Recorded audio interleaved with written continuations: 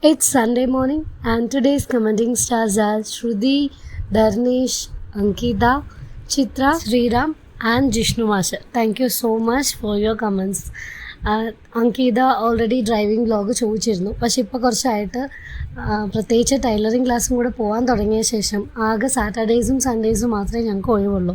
പിന്നെ കുട്ടികൾക്ക് എക്സാമും നടന്നുകൊണ്ടിരിക്കുകയാണ്. സോ സാറ്റർഡേ തന്നെ ലേറ്റ് ആയിട്ടാണ് പോകുന്നത് ആൻഡ് തിരിച്ചെത്താനും ഒരുപാട് വൈകുന്നുണ്ട്. സോ സാവധാനം വീഡിയോ എടുക്കാനുള്ള ടൈം നേരെ കിട്ടുന്നില്ല.